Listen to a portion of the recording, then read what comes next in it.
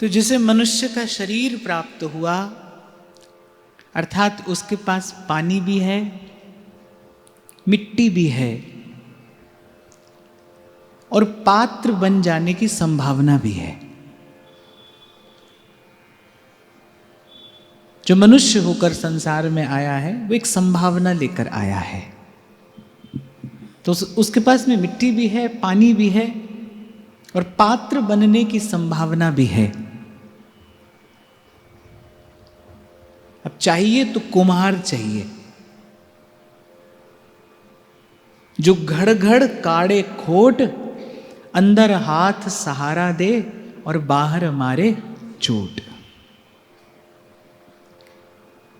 गुरु की, शिष्य की, भाव की, भक्ति की, भक्त की अनेक अनेक व्याख्याएं, अनेक अनेक परिभाषाएं, अनेक अनेक महापुरुषों ने की हैं। पर आपको स्मरण हो तो प्रथम दिन मैंने आपको निवेदन किया था कि ये विशिष्ट है, ये विशेष है, क्योंकि इसका वर्णन स्वयं भगवान कर रहे हैं। ये जो उद्धव गीता है, आप देखिए किस समय ये घटना घटी। भगवान अपने धाम को जा रहे हैं और उद्धव को अपना ज्ञान स्वरूप प्रदान करके जा रहे हैं। ये अध्यात्म दीप है, श्रीमद् भागवत का एकादश स्कंध, और उस एकादश स्कंध में भी ये जो उद्धव और कृष्ण संवाद है, ये अध्यात्म दीप है। तो एक एक शब्द जो आप और मैं यहाँ पर कह रहे हैं, सुन रहे हैं, जिसका हम श्रवण कर रहे हैं, चिंतन कर रहे हैं, ये अत्यंत महत्वपूर्ण है। और मुझे लगता है कि अगर ये समझ आ जाए, अगर ये हृदयंगम हो जाए, तो मुझे लगता है फिर किसी और ज्ञान की और फिर किसी और पोथी किताब की आवश्यकता नहीं रह जाती। भगवान ने जो आवश्यक था, जो महत्वपूर्ण था, वो सब उद्धव जी से कह दिया। देखो, कुछ लोग ज्ञान के मार्ग से चलते हैं, कुछ कर्म के मार्ग से, कुछ भक्ति के मार्ग से। भगवान ने सबका समाधान किया है। मैं उस दिन भी आपसे कह रहा था, एक माँ के दो बालक, दोनों को कुछ अलग अलग रुचता है खाने में, पर माँ दोनों को अलग अलग बनाकर खिलाती है, क्योंकि दोनों ही उसके हैं, भूखा किसी को भी नहीं रखती। तो भगवान ने भी यहाँ पर सबका समाधान किया है। भगवान ने ज्ञानी के लिए भी कुछ कहा है और भगवान ने कर्मकांडी के लिए भी कुछ कहा है। हाँ, पर इस एकादश स्कंद के संवाद से ये भी स्पष्ट होता है कि भगवान ने पक्षपात भक्ति का ही किया है। थोड़ी बात ज्ञान की कहकर, थोड़ी बात किसी अन्य मार्ग की कहकर, फिर भगवान आते भक्ति की ही बात पर हैं। बात भगवान भक्ति की ही करते हैं।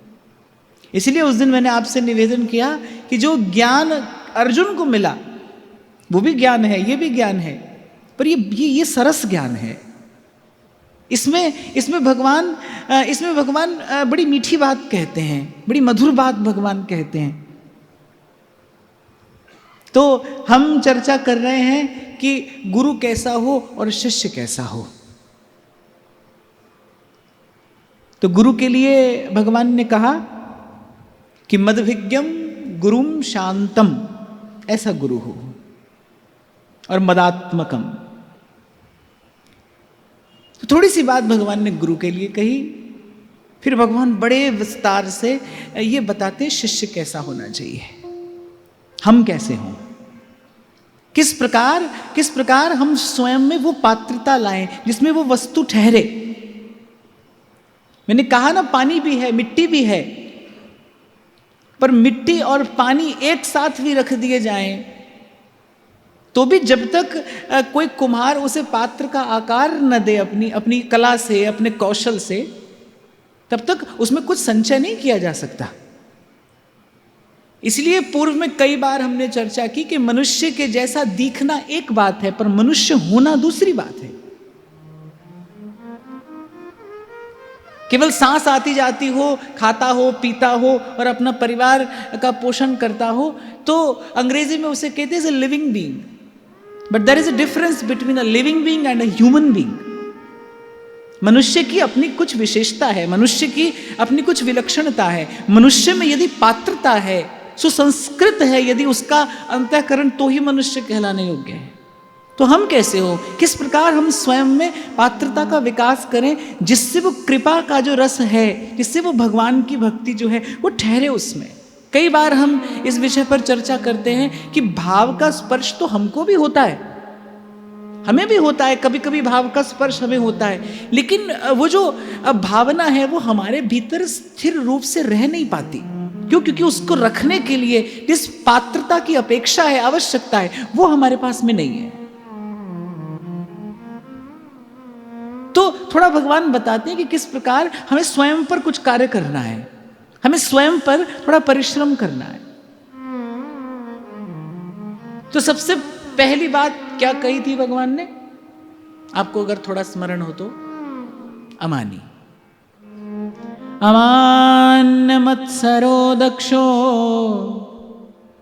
निर्ममो दृढ़ सौहृदः असत्वरोर्थ जिज्ञासु रनुसूयरमोघ्वा। सबसे पहले तो अमानी हो, ईर्ष्या और द्वेष से रहित उसका अंतःकरण हो। नहीं तो जहां जाएगा वहां ताप बढ़ाएगा। जिसका अंतःकरण ईर्ष्या और द्वेष की अग्नि में जलता होगा, वो स्वयं तो जलता ही है, लेकिन वो जहां जाएगा वहां क्या करेगा, वहां के वातावरण में तापमान की वृद्धि कर देगा। और ऐसा होता है भाई, ऐसा ही होता है। कई बार आपसे कहा जाता है कि आप केवल देखे नहीं जाते, आप महसूस भी किए जाते हैं। आपका अपना एक आभा मंडल है, वही लेकर आप यत्र तत्र जाते हैं। मैंने तो ऐसा अपने जीवन में बहुत बार अनुभव किया कि 2-4 जन बैठकर चर्चा कर रहे हैं और एकाएक एक अनधिकारी व्यक्ति बीच में आकर बैठ जाता है और बस आपकी चर्चा, आपका चिंतन, आपका रस सब बाधित हो जाता है। वो अपात्र, वो अयोग्य जो आकर बैठा है, वो अपने साथ कुछ ऐसा लेकर आया है जो अब आपको रसास्वादन नहीं करने दे रहा है। तो ईर्ष्या द्वेष करने वाले का स्वयं का मन, स्वयं का चित्त तो बिगड़ता ही है। वो जहां जाता है वो वहां भी वातावरण में एक नकारात्मकता पैदा करता है, अपवित्रता लेकर आता है, वो असुचिता लेकर आता है।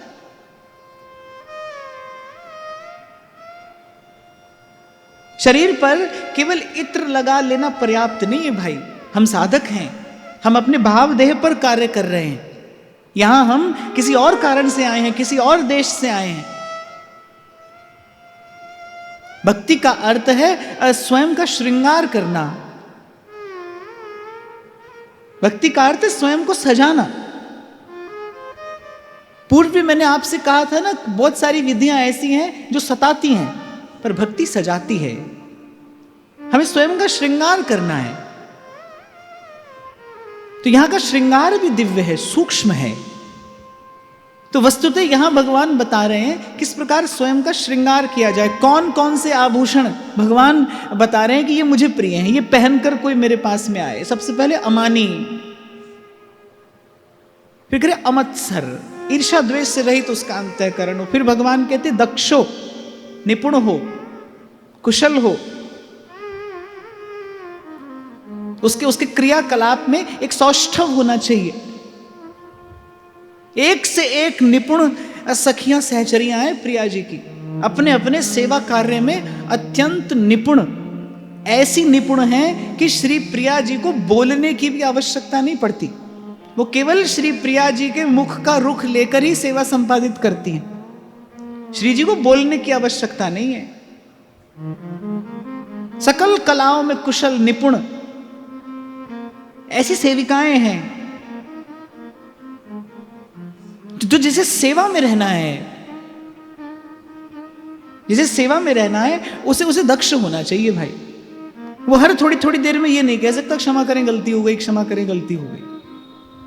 फिर इसका अर्थ है कि वो उस सेवक होने योग्य नहीं है। और फिर दृढ़ सौहृद, गुरु के चरणों में उसकी दृढ़ प्रीति हो, सुदृढ़ अनुराग हो। और सुदृढ़ अनुराग कब होगा? जब गुरु के पास जाने का उद्देश्य पवित्र होगा, जब उसका लक्ष्य पवित्र होगा। गुरु के पास भगवान के लिए गया है, फिर तो भाई भगवान ही लेकर लौटेगा। पर गुरु के पास किसी और कारण से यदि पहुंच गया है तो फिर उसके भाव में दृढ़ता नहीं रह पाएगी, उसके भाव में वो पातिव्रत नहीं होगा। फिर आगे भगवान कहते असत्वरो, अर्थात धैर्यवान हो, उसे शीघ्रता ना हो, उसे शीघ्रता ना हो। आज तो ये होता है कि मंत्र मिला, अब देखो कितने दिन में भगवान मिल जाएंगे, और जो मंत्र देने वाले हैं वो भी समय बताते हैं, 1 बरस में, 2 बरस में, 3 बरस में, माने जिसे ऐसी शीघ्रता ना हो। असत्वरो। पूर्व भी मैंने आपको बहुत बार निवेदन किया, भाई इस मार्ग पर चलने के लिए सबसे पहले आवश्यकता है धैर्य की, धीरज हो आपके पास। अरे विचार करो, यहां तक भी तो आ ही गए, यहां तक भी तो कोई ले ही आया, कोई बहुत बड़ी बात थोड़ी है। हम भी संसार के उसी प्रपंच में पड़े होते, हम भी संसार की उन्हीं गलियों में भटक रहे होते। कोई विशेष नहीं है, हम में कोई विलक्षणता नहीं है, हमें कोई विशेष प्रतिभा नहीं है। हम यदि ये सोचें कि अपने पुण्य से कुछ करके यहां तक आ गए हैं, तो समझने में भूल है। कुछ विशेष प्रतिभा हम में नहीं है, प्रभु की कृपा है, यहां तक ले आई है। मैं तो कहता हूं भजन का मार्ग ऐसा है, भक्ति का मार्ग ऐसा है, इस पे तो धीरे धीरे चलने में ही सुख है, धीरे धीरे चलने में ही आनंद है। तलाशे तलब में वो लज्जत मिली है, दुआ कर रहा हूं कि मंजिल न आए। तलाशे तलब में वो लज्जत मिली है। तो जो प्रतीक्षा कर सकता हो, जो धैर्य रख सकता हो, बहुत बड़ा गुण है धीरज, बहुत बड़ा गुण है। धीरज आपको विशेष बना देता है, धीरज आपको विशेष पात्र बना देता है। आप देखो कितने बरस शबरी प्रतीक्षा करती है, भगवान चाहते तो पहले भी दर्शन दे सकते थे, क्यों प्रतीक्षा कराई शबरी से? श्रेष्ठ वस्तु को ग्रहण करने के लिए, धारण करने के लिए आपका पात्र भी उदार होना चाहिए। भक्त जैसे जैसे प्रतीक्षा करता है, तन उसका भले दुर्बल होता हो, पर उसका मन सबल होता चला जाता है। प्रियतम की जो प्रतीक्षा है वो उसके उर अंतर को और सबल कर देती है। गोपियों ने वो जो कृष्ण की प्रतीक्षा की, उन्होंने उस प्रतीक्षा ने गोपियों का हृदय कैसा कर दिया कि उद्धव के ब्रह्म ज्ञान को भी लौटा देती है गोपी, कि हमें इसकी आवश्यकता नहीं है। क्या क्या बल है गोपी के पास, वो जो प्रियतम की प्रतीक्षा है उसने गोपी के मन को इतना सबल बना दिया। मैं तो कई बार कहता हूं कि गोपी की बात सुन के तो कभी कभी ऐसे लगता है कि कृष्ण की प्रतीक्षा करते करते जब गोपी कहती है अब रोम रोम शाम है, उसे कृष्ण की भी आवश्यकता नहीं है। वो कृष्ण की प्रतीक्षा में ही उसी में ही सुखी है, वो उसी में ही आनंदित है। तो भगवान कह रहे हैं ये बात ध्यान देने की, असत्वर हो, धैर्यवान हो। और फिर कह रहे हैं अर्थ जिज्ञासु, जो गुरु कह रहा है, जो गुरु कह रहा है बड़े धैर्य से उसे जानने और समझने की इच्छा हो उसके पास। देखो कभी उर अंतर में ज्ञान प्रकट हुआ तो उसका बीज गुरु का शब्द ही होगा, कुछ नहीं, इसके अतिरिक्त और कुछ नहीं। अंधकार महा गुरु मंत्र उजारा, गुरु के संग सगल निस्तारा, गुरु का शब्द न मेटे कोई, कह नानक नानक हरि सो। गुरु का शब्द वो ध्यान से सुनकर उसके वास्तविक अर्थ को, उसके मर्म को ग्रहण करने की इच्छा रखता हो। मैं फिर दोहराऊंगा, ये सब गुण आएंगे हमें कब? जब हमारा उद्देश्य पवित्र होगा, जब हम वस्तुतः भगवत प्रेम चाहते होंगे। बहुत बहुत कारणों से लोग पहुंच जाते हैं गुरु के पास, बहुत बहुत कारणों से। संसार की भी कामना होती है, लोक परलोक सिद्ध करने की भी कामना होती है, तभी टिक नहीं पाते। गुरु के पास केवल सेवा के लिए जो जाता है उसे वस्तु की प्राप्ति होती है।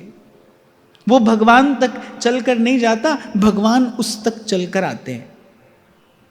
सांदीपनी मुनि के प्रसंग से तो यही प्रकट होता है कि गुरु की सेवा क्यों कर रहे हैं, क्योंकि गुरु की सेवा ही प्रिय है। वो सेवा से कुछ नहीं चाहते, सेवा का फल सेवा। भजन का फल क्या है? भजन। सेवक जी महाराज कहते हैं ना, श्री हरिवंश नाम नित कहें, नाम प्रताप नाम फल ले। आज आपने 4 माला की, तो इसका क्या फल चाहते हैं आप? इसका फल यही मिले कि कल वो 4 माला, मैं ये नहीं कहूंगा कल 4 की 8 हो जाएं, मैं तो ये कहूंगा कि कल वो 4 माला और मन से हो, और अगले दिन वो 4 माला और मन से हो। क्योंकि गणना और संख्या में तो मैं नहीं पढ़ता, मैं कहता हूं जो भी किया जाए प्रीति सहित यह नाम कहाई। वो प्रेम से किया जाए, वो भाव से किया जाए, वो अनुराग से किया जाए, वो विनयुक्त होकर किया जाए, वो निर्मल और पवित्र हृदय से किया जाए। वो थोड़ा किया जाए, घना किया जाए, क्योंकि थोड़ा घना तो हमारी दृष्टि में थोड़ा घना है ना, प्रभु की दृष्टि में तो ना थोड़ा है ना घना है। असल में हम जहां से खड़े होकर संसार देखते हैं ना, वहां संसार कुछ और दिखाई पड़ता है। श्री ठाकुर जी जहां से संसार देखते हैं, वहां से संसार कुछ और दिखाई पड़ता है। तो थोड़ा ज्यादा, पाप पुण्य, अच्छा बुरा, ऐसा वैसा, मेरा तेरा, ये सब तो हमको दिखाई पड़ता है, प्रभु को दिखाई नहीं पड़ता है।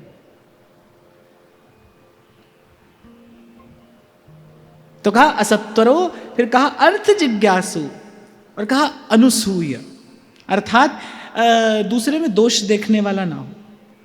अरे दोष तो दोष, हम लोग तो ऐसे हैं कि गुण में से भी दोष निकाल लेते हैं। एक व्यक्ति तो भजन कर रहा है, हम देखकर क्या कह रहे हैं, बोले अरे दूसरों को दिखाने के लिए करता है, अरे ऐसी पाखंड करता है, दूसरों को दिखाने के लिए करता है। क्या खबर है भाई, भजन ही करता हो, और करता हो नहीं करता हो। पर मुझे लगता है कि जो दोष देख रहा है, जिसकी दृष्टि में दोष आ रहा है, उसका स्वयं का हृदय कैसा है। तभी मेरे कबीर साहब कहते हैं, पहले ये मन काग था, करता जीवन घात। काग था यानी कौवे की तरह केवल मांस ही चुगता था। अब तो मन हंसा भया, मोती चुग चुग खा। अब गुरु की कृपा से, अब सत्संग की कृपा से इसे गुण ग्रहण करना आ गया है। अब तो मन हंसा भया, मोती चुग चुग खा। पहले कहते काग था तो करता जीवन घात, आत्मघात है।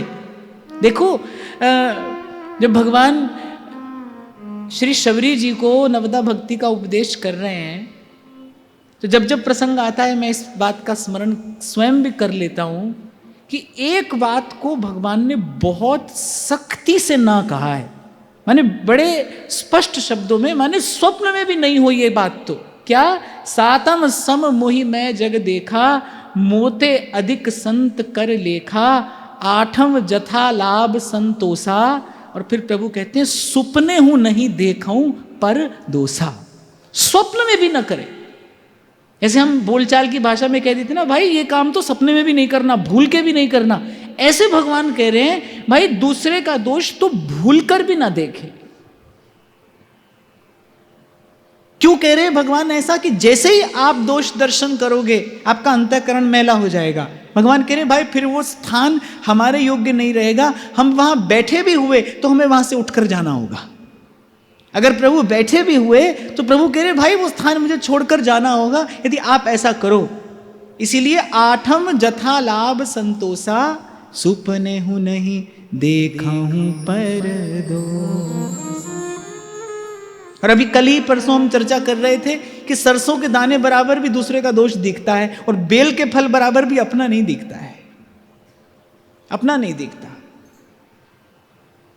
बड़ी पैनी नजर है हमारी दूसरे का दोष ढूंढ कर निकाल लेने में।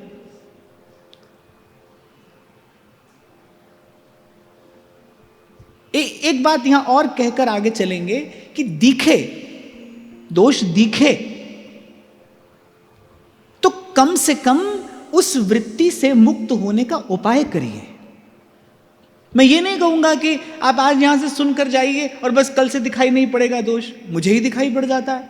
मैं तो अपनी बात ही कह रहा हूं, मैं तो आप लोगों से जो कहता हूं वो साधक जीवन का अनुभव है, मैं तो अपनी बात कह रहा हूं। हाँ, पर यह है कि उस वृत्ति का विकास ना होने पाए अपने भीतर। प्रभु से प्रार्थना करिए, थोड़ा नाम जप करिए कि हे प्रभु, मैं मुक्त नहीं हो पा रहा हूं इस वृत्ति से, आप मुझे मुक्त करिए, आप मेरे अंतःकरण को शुद्ध करिए, आप मेरा मन निर्मल करिए। पर उसे थोड़ा सा भी स्थान अपने भीतर ना दिया जाए। मैं तो कहता हूं दोष हो, मान लीजिए जो आप देख रहे हैं वो है, पर आप एक बात का विचार करिए ना, आपके देख लेने से आपका लाभ क्या है? अच्छा, हमारे देख लेने से तो व्यक्ति का दोष दूर हो नहीं जाता, संक्रमित हो जाती है वो वृत्ति। कल आपको एक छोटा सा उदाहरण दिया ना मैंने, आप बड़ी सुंदर वस्तु है, उसका गुण गाओगे तो आपको मिलेगी। ऐसे जब आप दोष दर्शन करते हैं तो वो भी संक्रमित हो जाता है।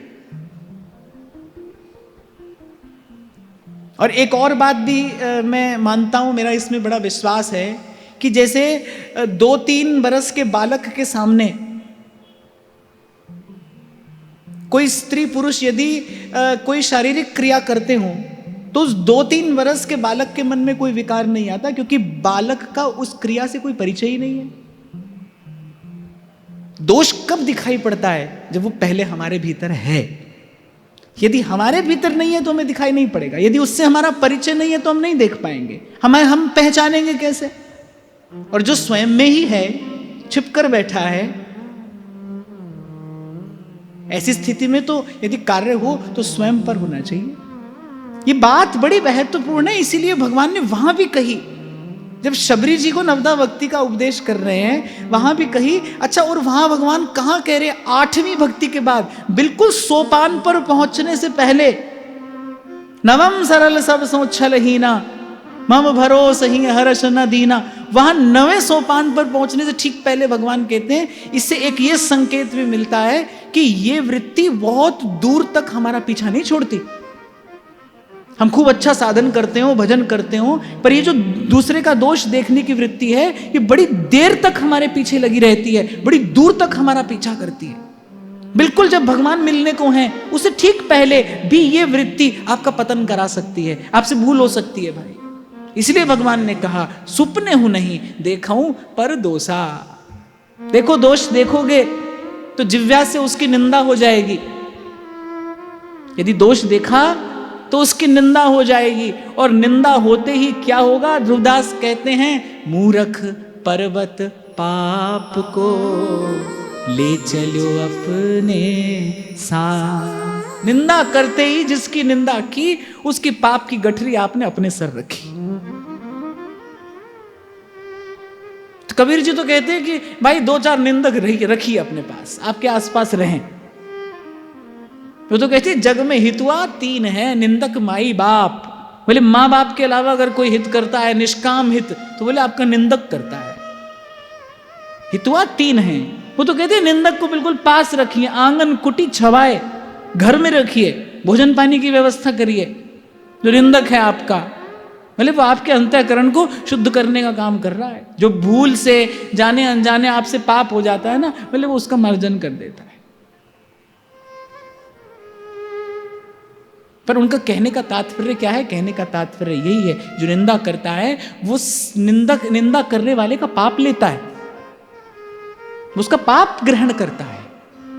और जो पाप ग्रहण कर रहा है वो अपने जीवन में ताप की व्यवस्था ही तो कर रहा है। पाप का परिणाम ताप ही तो है। अंतःकरण तपता है, जलता है, काम की अग्नि में, क्रोध की अग्नि में, ईर्ष्या, असूया और द्वेष की अग्नि में अंतःकरण ही तो जलता है।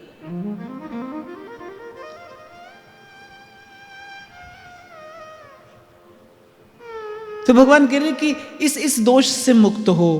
और फिर कह रहे अमोघ वाक। अब अमोघ वाक का अर्थ यहां शिष्य के संबंध में क्या लेना चाहिए कि अनर्गल बोलने वाला ना हो। आपकी वाणी में बल कब होता है? जब आप कुछ सार्थक कहते हैं। बहुत संतों का अनुभव मैंने पढ़ा भी, उनके मुख से सुना भी, मौन से वाणी में बल आता है। आप देखो, किसी किसी की बात संसार सुनता है, मानता है, किसी किसी की बात संसार सुनता है, मान लेता है, और किसी किसी की बात घर के आदमी नहीं सुनते, वो बेचारा बोलता ही रह जाता है, कोई नहीं सुनता है उसकी बात। अरे घर के छोड़ो, अपना ही मन नहीं सुनता है, दूसरा तो कोई क्या सुनेगा, अपनी बात अपना ही मन नहीं सुनता है। माने वाणी निर्बल है। और वाणी निर्बल क्यों होती है? वाणी निर्बल होती है मिथ्यालाप करने से, व्यर्थ की बात बोलने से आपकी वाणी का बल जाता है। कोई पूछे ना झूठ बोलने से क्या होता है? झूठ बोलने से सबसे पहली हानि होती है आपकी वाणी का बल समाप्त हो जाता है धीरे धीरे। सच्चे आदमी का शब्द भगवान के दरबार तक पहुंचता है, प्रभु के द्वार तक पहुंच जाती है। एक सत्यनिष्ठ व्यक्ति की बात, साधु बोले सहज सुभाए, साध का कहा वृथा नहीं जाए। क्यों? क्योंकि सच बोलता है। और संत तो कहते हैं सांच बराबर तप नहीं। झूठ मत बोलिए, वृथा मत बोलिए। प्रयास ऐसा करिए जहां 4 शब्दों की आवश्यकता हो वहां 2 में ही आपका काम चल जाए। अनर्गल मत बोलिए। कुछ लोग सिर्फ बस ऐसे कुछ बोलने के लिए ही बोल देते हैं, माने ना उनको कुछ जानना है, ना उनको कुछ पूछना है, ना उनके मन में कोई जिज्ञासा है, बस ऐसे ही बोलने के लिए बोल दिया। एक और बात मैं आपको बताऊं, देखकर हम अपनी शक्ति गंवाते हैं, बोलकर हम अपनी शक्ति गंवाते हैं। और बोलने से तो बहुत अधिक मात्रा में शक्ति का व्यय होता है। ये व्यय अपव्यय ना हो। और आप थोड़ा सा इसको अपने जीवन में अनुभव करके देखना, थोड़ा मौन रखिए, अपने जीवन में थोड़ा मौन लाइए, अपने जीवन में थोड़ा वाणी का संयम लाइए।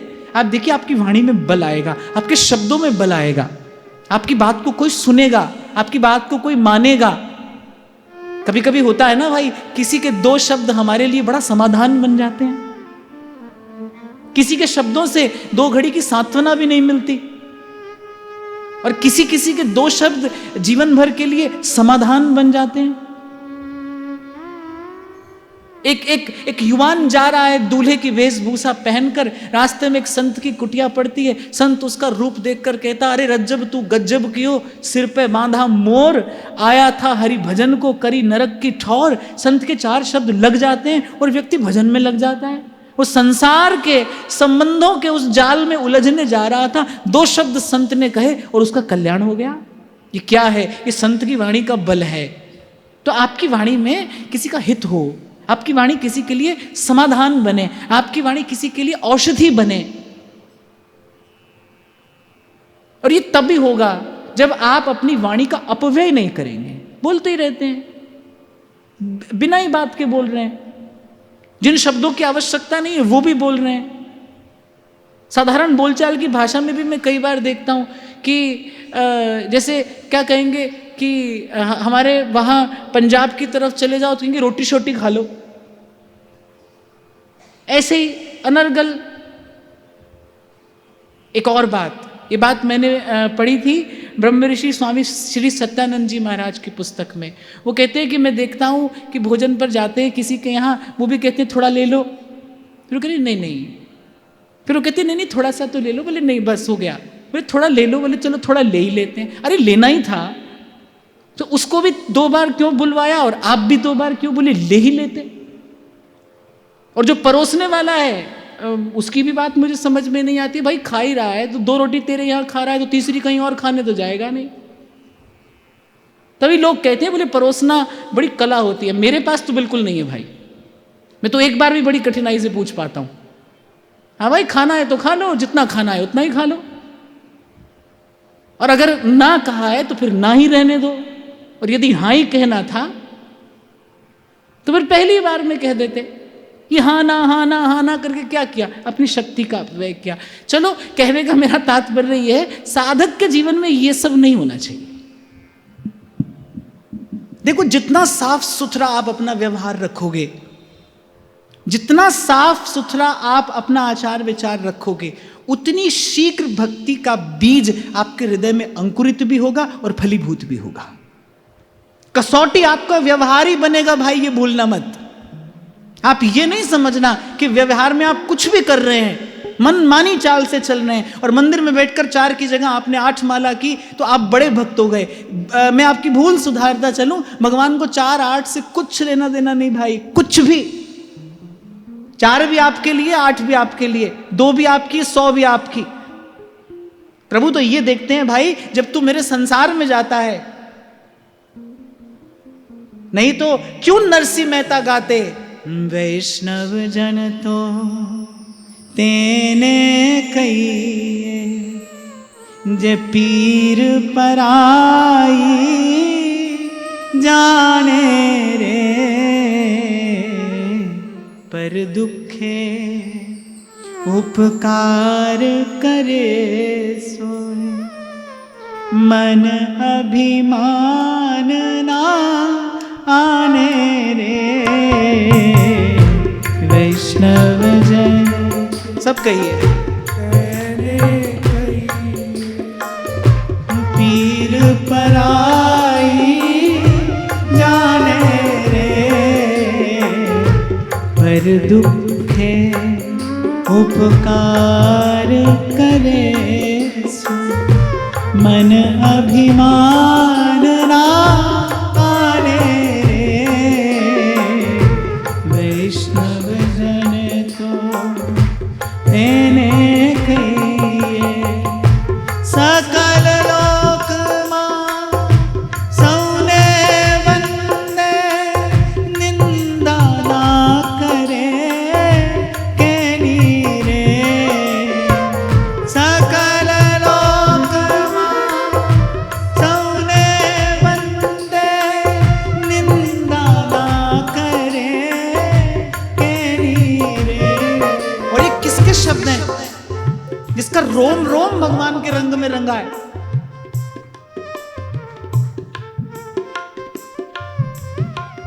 जो यहां इस संसार में आया ही है भगवान की भक्ति की प्रतिष्ठा करने के लिए, जिसने गुर्जर देश पावन किया है, ऐसा परम भागवत नरसिंह मेहता अवतारी महापुरुष हैं। ऐसा परम भागवत क्या कहता है, सकल लोक सौने वंदे, निंदा ना करे केनी रे, सकल लोक सौने वंदे, निंदा ना करे केनी रे, वाच काछ मन निश्चल राखे, वाच काछ मन निश्चल राखे, वाच काछ मन, वाच अर्थात वाणी, काछ अर्थात काया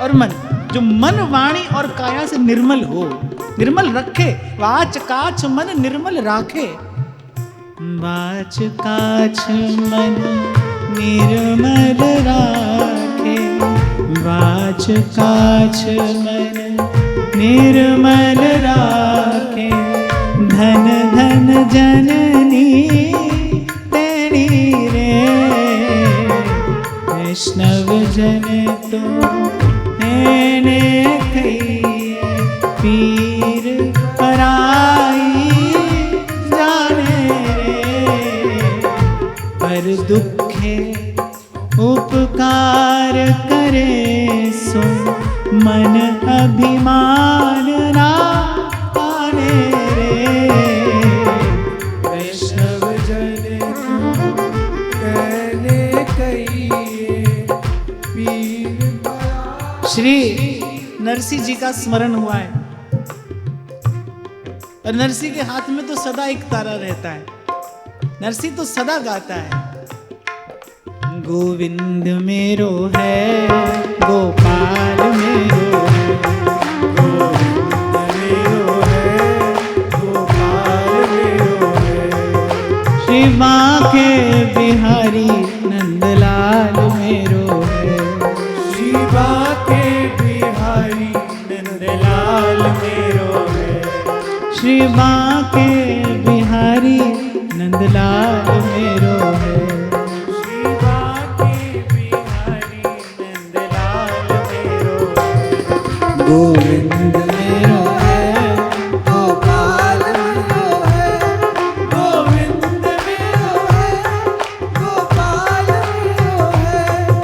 श्री बांके बिहारी नंदलाल मेरो है, श्री बांके बिहारी नंदलाल मेरो है, श्री बांके बिहारी नंदलाल मेरो है, श्री बांके बिहारी नंदलाल मेरो है, श्री बांके बिहारी नंदलाल मेरो है, श्री बांके बिहारी नंदलाल मेरो है, श्री बांके बिहारी नंदलाल मेरो है, श्री बांके बिहारी नंदलाल मेरो है, गोविंद मेरो है, गोपाल मेरो है, गोविंद मेरो है, गोपाल मेरो है, गोविंद मेरो है, गोपाल मेरो है,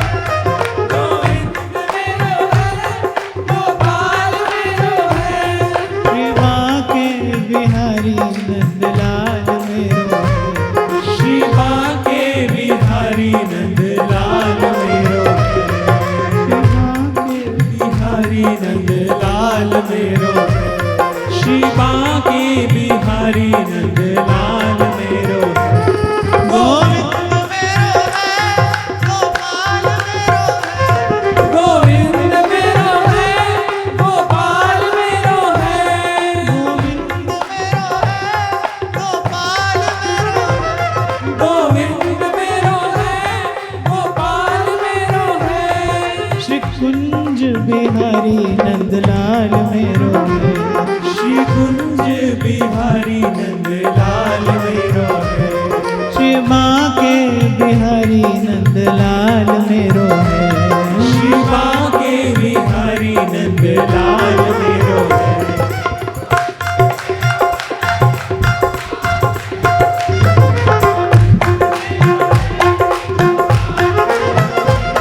गोविंद मेरो है, गोपाल मेरो है, गोविंद मेरो है, गोपाल मेरो है, श्री बांके बिहारी नंदलाल मेरो है, श्री बांके बिहारी नंदलाल मेरो है, बांके बिहारी नंदलाल मेरो है, श्री बांके बिहारी नंदलाल मेरो है, श्री गोविंद मेरो है, गोपाल मेरो है, गोविंद मेरो है, गोपाल मेरो है, गोविंद मेरो है, गोपाल मेरो है, गोविंद मेरो है, गोपाल मेरो है, गोविंद मेरो है, गोपाल मेरो है, गोविंद मेरो है, गोपाल मेरो है, गोविंद मेरो है, गोपाल मेरो है,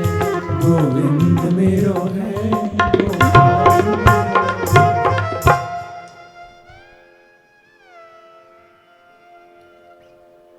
आगे कहते हैं भगवान,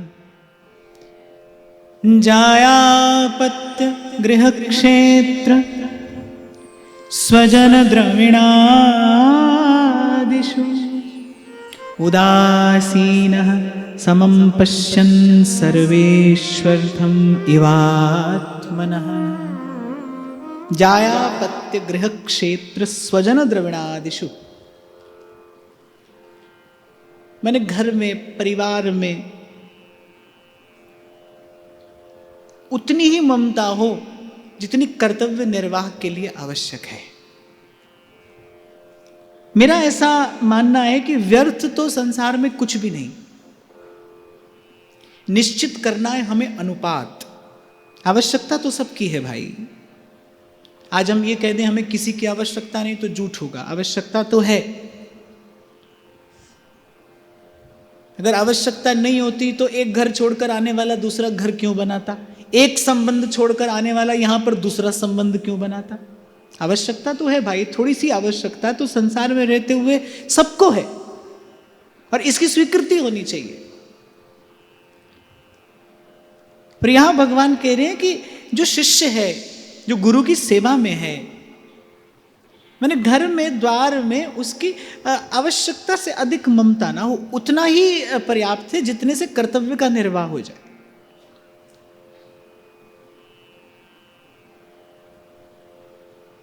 अब नगर में एक ब्राह्मण रहते थे, उनका विवाह हुआ। अब जैसे गृहस्थ आश्रम में प्रवेश किया तो बड़ी ममता हो गई उनकी पत्नी से, बड़े आसक्त हो गए वो उसमें।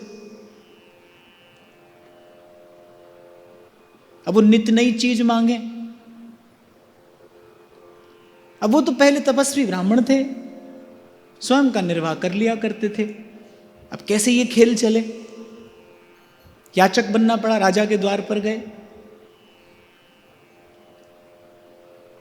अब बोले महाराज हम आपकी सब सेवा कर देंगे, बस आप हमें वो दे दीजिए जो हमारी धर्म पत्नी चाहती है, सेवा हम आपकी सब कर देंगे। अब देखो जीव की यही दशा तो है, वो सेवा तो भगवान की करता है, पर उसके प्रतिफल में चाहता क्या है कि उसका संसार हष्ट पुष्ट बना रहे, उसका संसार फलता फूलता रहे, जो सगे संबंधी हैं उनका पालन पोषण होता रहे। यही जीव की दशा है।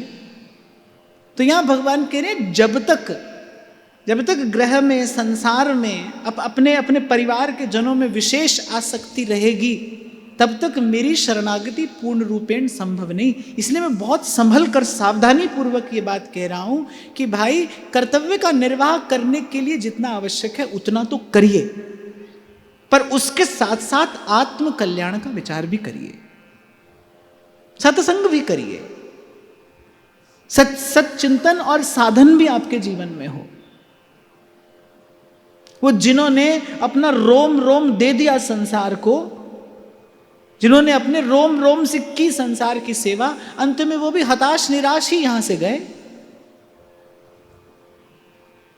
और संसार से कोई इनाम पाने के लिए तो संसार की ओर बिल्कुल भी मत देखिए, वो तो कभी होने वाला ही नहीं है, कभी नहीं होने वाला है भाई।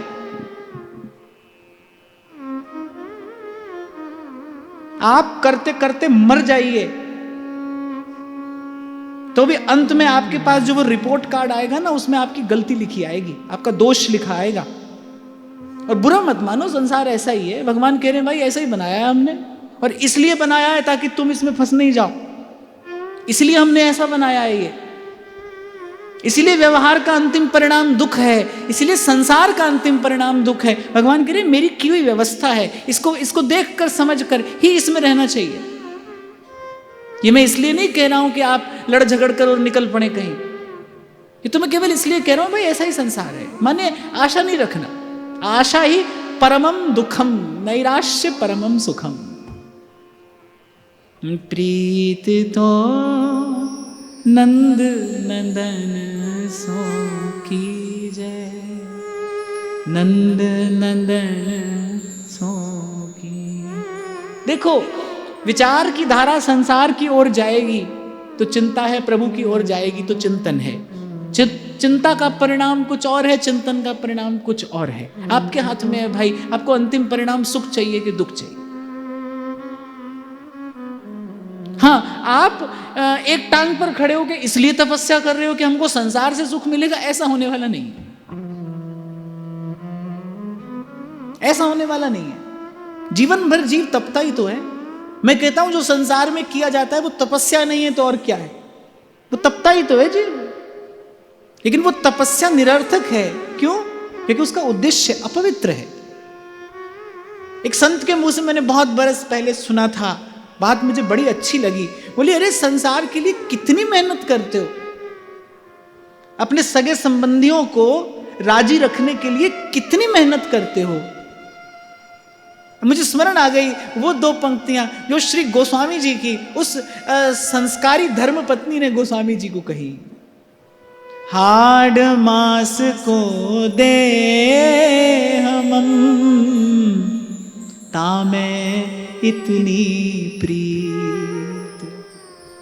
बोले अरे तपस्वी ब्राह्मण, इस हाड़ मास के देह की आसक्ति में तो यहां तक चला आया, लोक की लाज और निंदा का भय भी त्याग कर।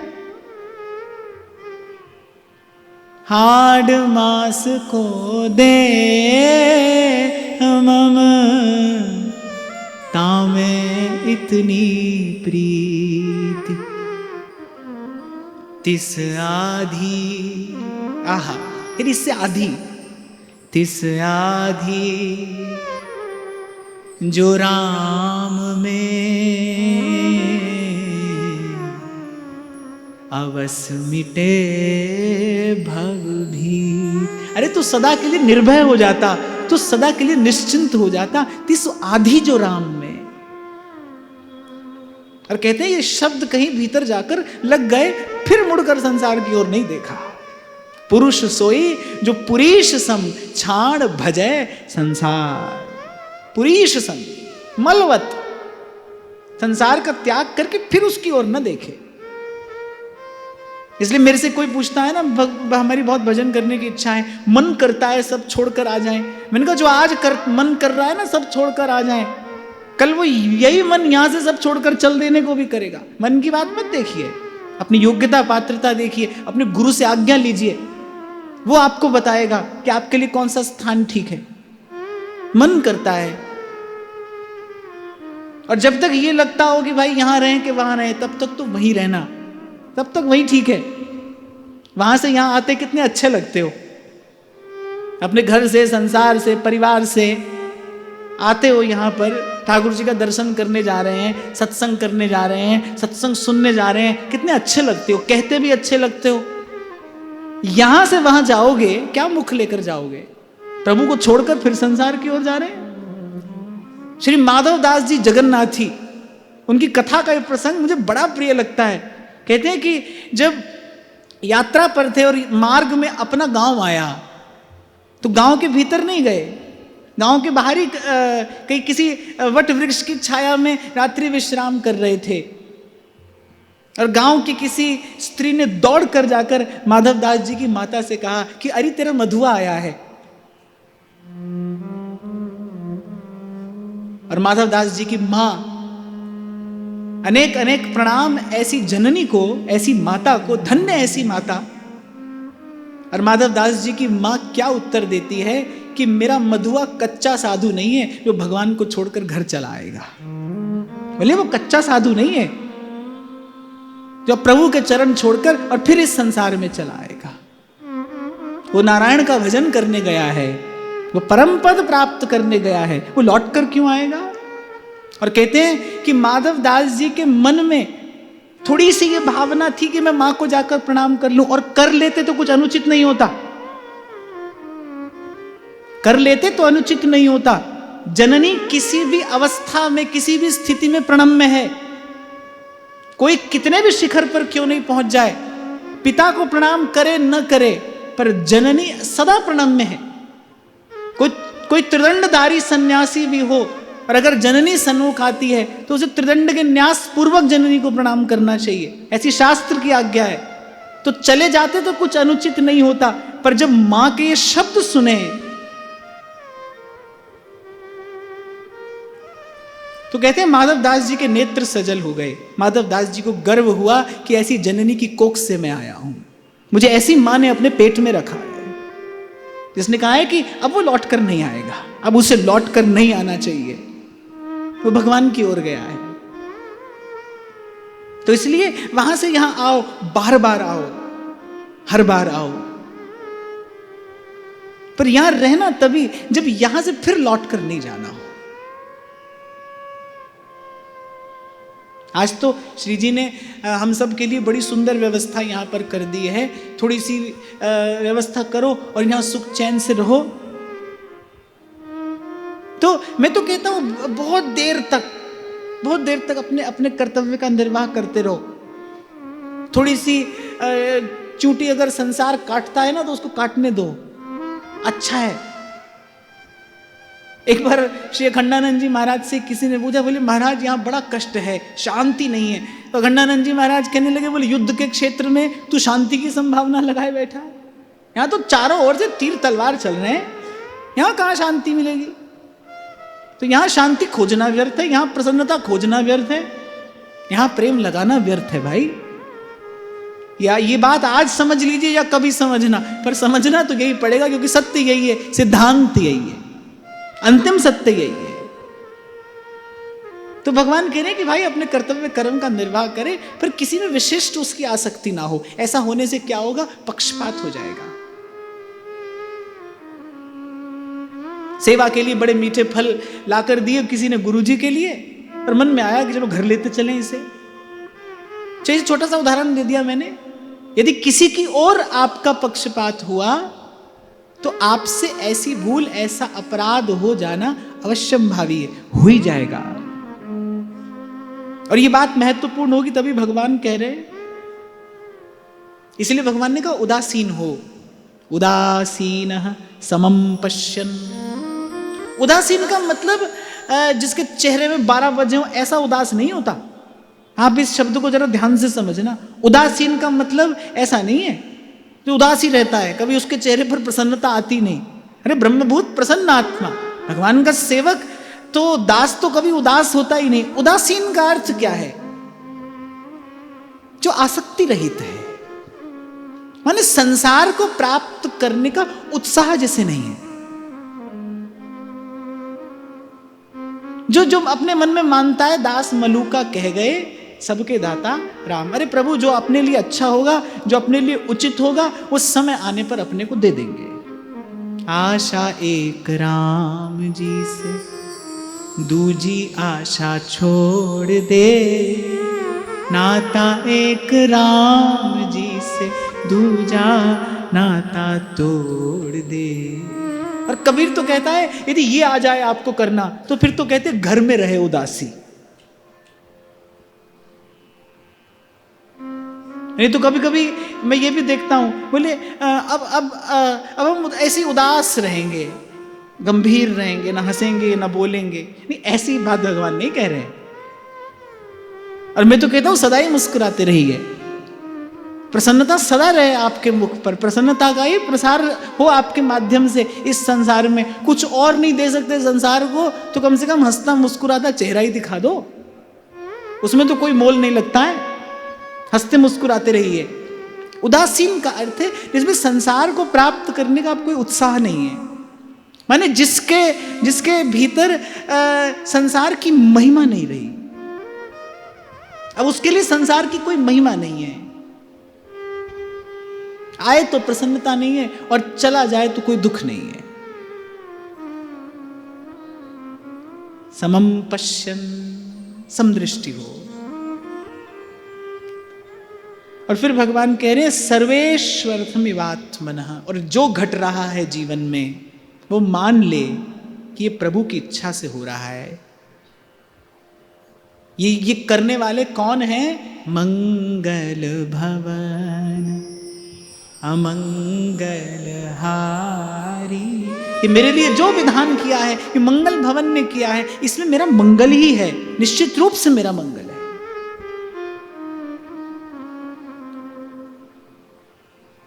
तो गुरु के लिए तो देखो भगवान ने बड़ी थोड़ी सी बात बोली, पर जब शिष्य की बात आई तो भगवान ने कहा ये सब गुण उसमें हो तब वो गुरु से वस्तु प्राप्त करने योग्य है। सब कुछ गुरु के पास है, पाइए अपने भार। चुटकी लेते हुए कहते हैं कबीर साहेब के दरबार में और कमी काऊ की नाई, बंदा मौज न लेवई चूक चाकरी माई। नहीं तो साहेब के दरबार में कमी काऊ की नाई।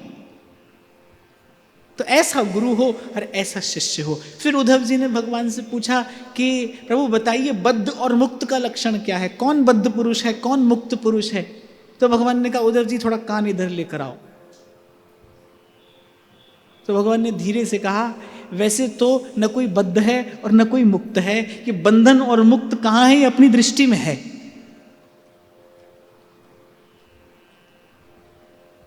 बंधन और मुक्ति क्या है? ये सब गुणों के प्रभाव के कारण होता है, त्रिगुण के प्रभाव के कारण होता है। पर फिर भी आपने पूछा है तो हम आपको बताते हैं। भगवान ने कहा है बद्ध कौन है? जो स्वयं को कर्ता मानता है, वो जो करेगा वो भरेगा। भाई इसको मोटी रीति से ही समझ लेना चाहिए, मोटी बुद्धि से ये बात समझ में आने वाली है। जो करेगा वो भरेगा, और जो करेगा और भरेगा वो जोर से बोलो, मरेगा। जो करेगा वो भरेगा, और जो करेगा और भरेगा वो एक दिन मरेगा। और जो ना करेगा वो ना भरेगा, वो ना मरेगा, वो तो सीधे सीधे संसार सिंधु से तरेगा। सतरती सतरती सलोकांस तारयति। कितना बड़ा काम करके आ जाते हैं हनुमान जी, फिर वो कहते नहीं नहीं मैंने नहीं किया है। नाथ ना कछु मोर प्रभुताई, सो सब तव प्रताप रघुराई। अरे हनुमान जी समुद्र तो आपने ही लांघा। हनुमान जी ने कहा वो भी प्रभु हमने नहीं किया। प्रभु मुद्रिका मेली मुख माही, जलधि लांघ गए अचरज नाही। वो भी कार्य प्रभु आपके कारण हुआ।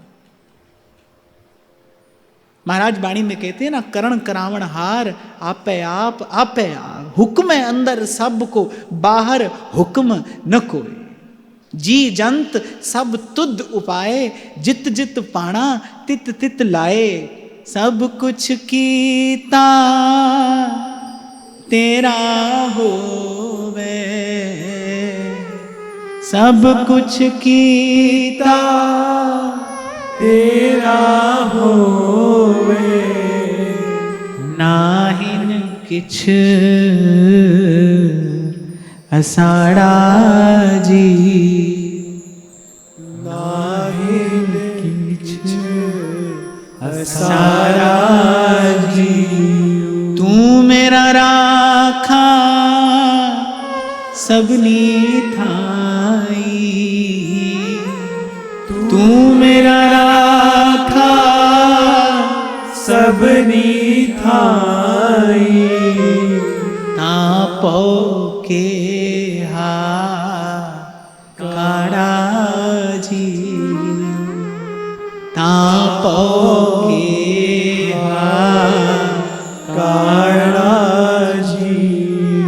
एक बार एक आदमी रेल में कुछ सफर कर रहा था, कहीं से आ रहा था, देखा बहुत बड़ा सुंदर सा बक्सा रखा था, उसमें एक एक करके सब उतर गए। सुंदर बक्सा था। अब उसने सोचा भाई कोई नहीं ले गया तो हमारा ही है। अब जब स्टेशन आया तो बक्सा लेकर उतरने लगा। अब पुलिस नीचे खड़ी थी। बोले हाँ भाई किसका है? बोले हमारा है। बोले पूरा ही तुम्हारा है? बोले कैसी बात करते हो, आधा किसी और का होगा क्या, पूरा ही हमारा है। नहीं, पुलिस ने पूछा मैंने भीतर से भी तुम्हारा बाहर से भी तुम्हारा? बोले हाँ हाँ बिल्कुल भीतर बाहर से हमारा ही है। तो पुलिस ने कहा इसके लिए रुपया पैसा कुछ दिया हो तो रसीद दिखाओ। तो उसने कहा अरे सुनो ले देकर निपटा लेते हैं, पर है हमारा ही। तो पुलिस ने कहा ठीक है पहले लेना देना ही कर लो। पहले उससे लिया, फिर बोला अब इसको खोलो। अब जब खोला तो उसमें निकला मुर्दा। अब तो कहीं नहीं हमारा नहीं है। पुलिस ने अरे ये तो भीतर से भी तुम्हारा और बाहर से भी तुम्हारा और पूरा ही तुम्हारा, और अभी अभी इसकी रसीद और ली तुमने। तो जब जीव करता है ना तो ऐसे ही भरता है, न करे तो न भरे। तो बद्ध पुरुष का लक्षण क्या है? जो कहता है मैं करता हूं, मैंने किया। ठीक है आपको अपने किए भले का यदि शुभ परिणाम मिलेगा, पर ध्यान रखना फिर अशुभ भी है। और एक और बात इससे आगे की ध्यान रखना, बंधन तो शुभ और अशुभ दोनों के कारण होगा। पिंजरा तो दोनों के कारण मिलेगा भाई, पिंजरा दोनों के कारण मिलेगा। तो जिसकी कर्तृत्व बुद्धि है, भगवान शंकराचार्य तो कहते हैं कर्तृत्व भोक्तृत्व लक्षण संसार। भगवान शंकराचार्य कहते हैं इसी का नाम संसार है। जीव करके और भर रहा है, बोले इसी का नाम संसार है। पुनरपि जन्मम पुनरपि मरणम, अज्ञान के कारण। और सत्य क्या है कि तेरी सत्ता के बिना हे मुद मंगल मूल, पत्ता भी हिलता नहीं और खिले न कोई फूल। भक्ति ये बोझ अपने सर पर रखता ही नहीं ना। वो कहता है प्रभु मैं तो निमित्त हूं, ये शरीर उपकरण है, कार्य भी आपका, करने वाले भी आप और कराने वाले भी आप। और देखो भाई यही सत्य है, ये पंचभूत कहां से प्रकट हुए जिससे आपका मेरा शरीर बना? ये पंचभूत कहां से प्रकट हुए? भगवान से ही तो आए। सब चीज की परत हटाकर देखो तो मूल में भगवान ही है।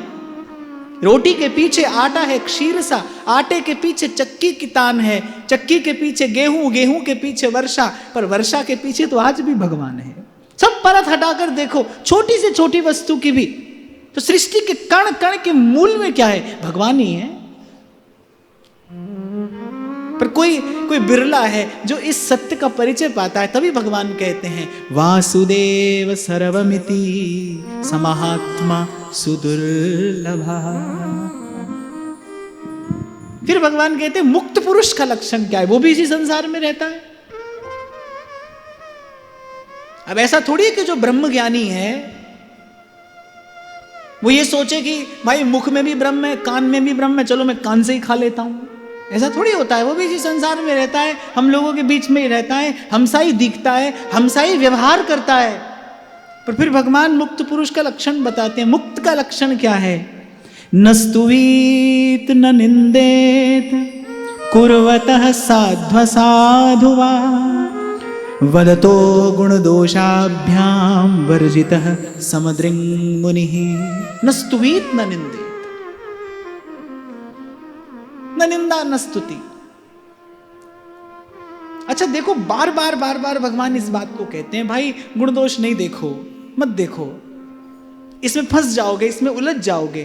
और अभी एक छोटी सी बात मैंने आपको निवेदन की ना कि पाप से तो बचना ही चाहिए, लेकिन पुण्य का भी बहुत लोभ नहीं होना चाहिए।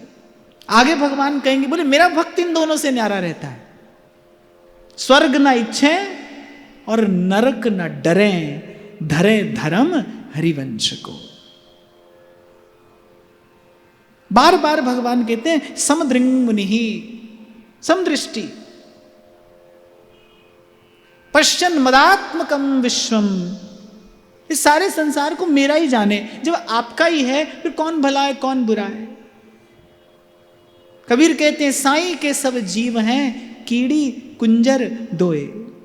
कुंजर माने हाथी, बोले चींटी भी उसकी, हाथी भी उसका, छोटा भी उसका, बड़ा भी उसका, भला भी उसका, बुरा भी उसका, फूल भी उसका, कांटा भी उसका, धूप भी उसकी, छांव भी उसकी, दिन भी उसका, रात भी उसकी।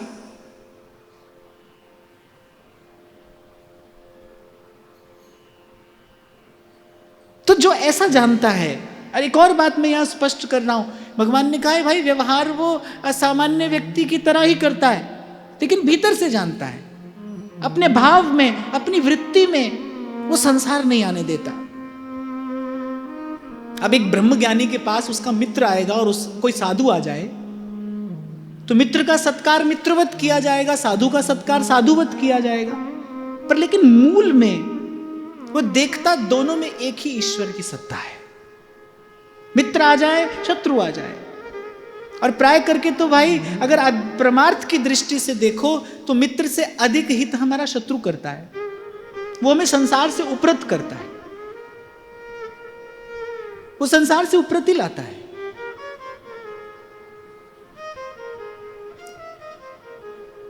जो भी प्रतिकूल है वही तो संसार से उपरत करता है। संसार से कब बचोगे? जब संसार का कांटा लगेगा। अगर संसार फूल ही हो तो छाती से लगाए रहोगे कि नहीं? कांटा है तभी तो इससे बचने का प्रयास किया जाता है। तो कांटा बुरा कैसे हुआ? इसलिए भक्त बड़ा विचार कर कहता है कि हे प्रभु, फूल से आप में अनुराग होता है। हम गाते हैं ना, तेरे फूलों से भी प्यार, तेरे कांटों से भी प्यार। क्यों कहते हैं ऐसा? फूल से प्रभु आप में अनुराग होता है। फूल देखकर, फूल की सुंदरता सुकुमारता देखकर मन कहता है कि जिसकी रचना इतनी सुंदर वो कितना सुंदर होगा। फूल को देखकर आप में अनुराग होता है, और कांटे को देखकर संसार से बैराग होता है। तो दोनों ही काम के हैं भाई, वो भी काम का है। तेरे फूलों से भी प्यार, तेरे कांटों से भी प्यार। तो भगवान कह रहे ऐसी दृष्टि है उसकी। आगे कहते हैं न कुर्यान न वदेत किंचन ध्यायेत साध्व साधुवा आत्मा रामो नया वृत्त्या विचरे जडवन मुनि। और फिर भगवान कह रहे सब कुछ जानता हुआ भी अनजान बना रहता है। ये बड़ी पते की बात भगवान ने कही। मैं उस दिन आपको कह रहा था ना, बहुत गुणवान आप संसार को दिखाई पड़े तो संसार छोड़ेगा नहीं। एक बार एक व्यक्ति एक महात्मा का दर्शन करने जा रहे थे। उनके घर में एक तोता था, बोलने वाला तोता। अब व्यक्ति जब जाने लगा तो बड़ा प्रेम करता था वो अपने तोते से, और संसार जिससे प्रेम करता है उसको पिंजड़े में रखता है। प्रभु जिससे प्रेम करते हैं उसे स्वतंत्र करते हैं, संसार जिसे प्रेम करेगा उसे पिंजड़े में बांध कर रखेगा। ये संसार की रीति है, यही संसार का प्रेम है भाई। तो बड़ा प्रेम करता था अपने तोते से। कहने लगा मैं उस सिद्ध महात्मा का दर्शन करके आता हूं। तोते ने कहा सिद्ध है? बोले हाँ। बोले एक सवाल हमारा भी पूछना, हम इस पिंजड़े से कैसे छूटेंगे? अरे क्या फालतू की बात करते हो, पर चलो पूछ लेंगे। अब गए महात्मा के पास, पूछा। बोले हमारे तोते ने एक सवाल पूछा है, इस पिंजड़े से कैसे छूटेंगे? सुनते ही महात्मा बेहोश होकर गिर पड़े। अब व्यक्ति को लगा क्या हुआ, महात्मा जी कैसे अस्वस्थ हो गए। पानी आनी डाला उन पर, होश आया महात्मा जी को। तो आपने हमारे प्रश्न का उत्तर नहीं दिया, हमारे तोते ने पूछा है पिंजड़े से कैसे छूटूंगा। महात्मा फिर बेहोश होकर गए। अब तो उस व्यक्ति ने कहा भाई यहां से निकल जाने में हित है। अब जैसे घर में प्रवेश किया तोते ने राम राम बोला। अरे अरे क्या राम राम, कैसा सवाल पूछते हो तुम? 2 बार महात्मा से पूछा और दोनों बार वो बेहोश होकर गिर पड़े। तोता बुद्धिमान था, उसने कहा मुझे उत्तर मिल गया। अब अगले दिन सुबह सुबह तोता बेहोश पड़ा है पिंजरे में।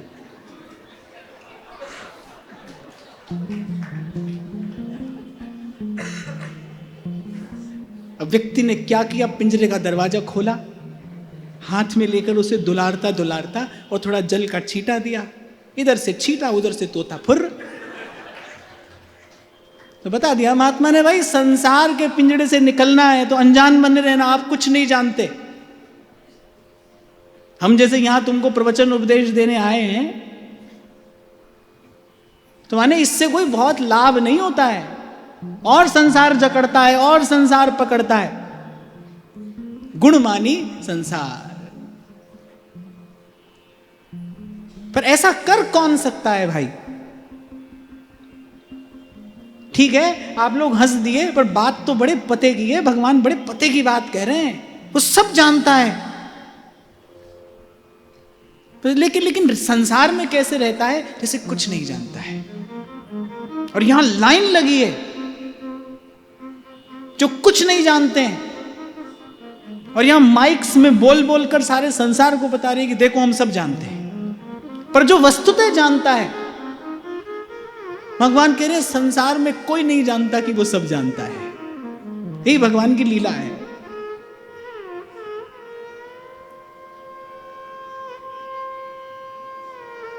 तो मौन होकर, यदि आप जानते हैं तो मौन होकर उसका आस्वादन करिए। और मैं ये कह रहा था कौन कर पाएगा ऐसा, जिसको केवल भगवान चाहिए भाई,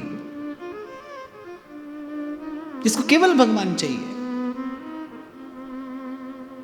जो भगवान के अतिरिक्त कुछ और चाहता है। उसके सामने उसकी वासना लोक हित का लबादा ओढ़ कर आती है, लोक हित के वस्त्र पहनकर आती है। लोक उपकार करेंगे, हम लोक का मंगल करेंगे।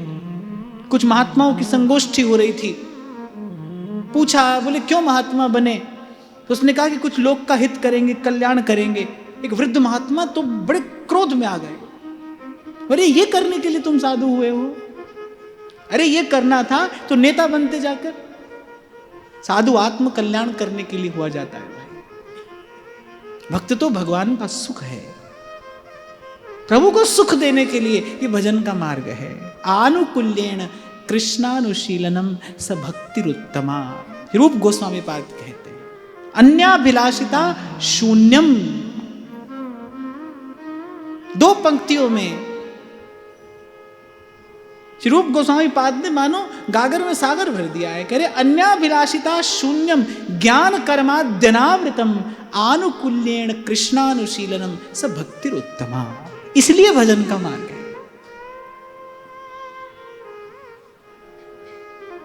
आज यहां पर सूचना कर दो कि महाराज जी सर पर हाथ रखते हैं और सब दुख दूर हो जाते हैं। कल कम से कम तुमको बैठने की जगह नहीं मिलेगी।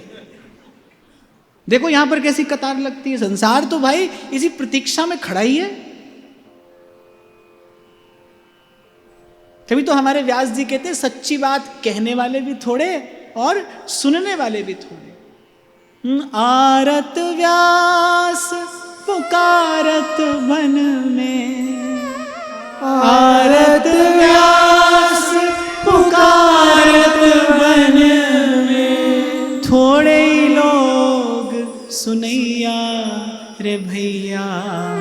वृंदावन साचो धन भैया, वृंदावन साचो धन भैया।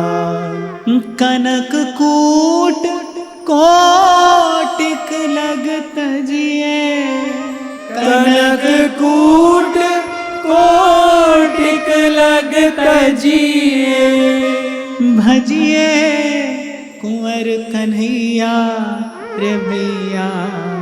वृंदावन साचो धन भैया, वृंदावन साचो धन भैया। तो आज की वार्ता यहीं श्री जी के चरणों में निवेदन करते हैं। कुछ देर के लिए प्रभु का नाम उच्चारण करेंगे। महाराज श्री के चरणों में प्रणाम। आप सबके हृदय स्थित प्रभु को नमन।